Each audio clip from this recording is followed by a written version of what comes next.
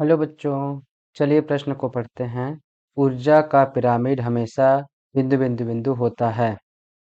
पहला विकल्प है सीधा, दूसरा विकल्प है उल्टा, तीसरा विकल्प है पहले सीधा फिर उल्टा और चौथा विकल्प है अंडाकार। तो देखते हैं कि इस प्रश्न की मुख्य अवधारणा क्या है। मुख्य अवधारणा है पारिस्थितिक स्थितिक पिरामिड। ये पारिस्थितिक पिरामिड क्या होता है कि पारितंत्र के मापदंड पारितंत्र के मापदंड मापदंड जैसे संख्या, जय भार तथा ऊर्जा का ग्राफीय प्रदर्शन ग्राफीय प्रदर्शन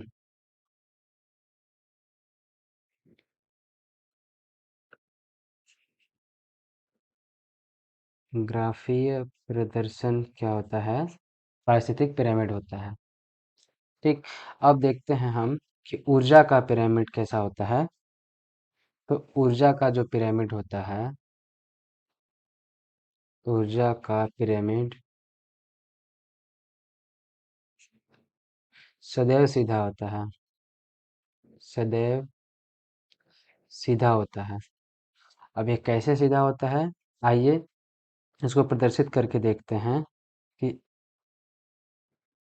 इधर क्या होगा हमारा पोषक स्तर और इधर हम लिखते हैं ऊर्जा, पोषक स्तर और इधर लिखते हैं ऊर्जा स्तर, ऊर्जा स्तर किसमें? जूल में। अब हम प्रदर्शित करते हैं इसका पिरामिड। पहले क्या होता है, सबसे नीचे हमारा प्राथमिक उत्पादक प्राथमिक उत्पादक में कितनी एनर्जी होगी? प्राथमिक उत्पादक में जो ऊर्जा होगी वो बहुत ज़्यादा ऊर्जा होगी जो उत्पादन करेगा। तो उसकी ऊर्जा को हम मान लेते हैं कितनी होगी। अब ये ऊर्जा ऊर्जा के 10% नियम को का पालन करते हुए आगे बढ़ेगी। तो ये कहाँ जाएगी? प्राथमिक उपभोक्ता को कौन खाएगा? सॉरी, प्राथमिक उत्पादक को कौन खाएगा? प्राथमिक उपभोक्ता। प्राथमिक उपभोक्ता। अब ये प्राथमिक उपभोक्ता जब इसको खाएगा तो ये क्या करते हैं प्राथमिक उत्पादक कि 90% ऊर्जा को अपने काम में उपयोग कर लेते हैं और 10% ऊर्जा को ही प्राथमिक उपभोक्ता को स्थानांतरित करते हैं। तो ये जो ऊर्जा होगी 10% ही आगे स्थानांतरित होगी, जो हो जाएगी 1000 जूल। अब ये 1000 जो जूल ऊर्जा है वो क्या होगा कि अब आगे जाएगी, द्वितीयक उपभोक्ता को स्थानांतरित होगी। ये प्राथमिक उपभोक्ता को खाएगा कौन? द्वितीयक उपभोक्ता। द्वितीयक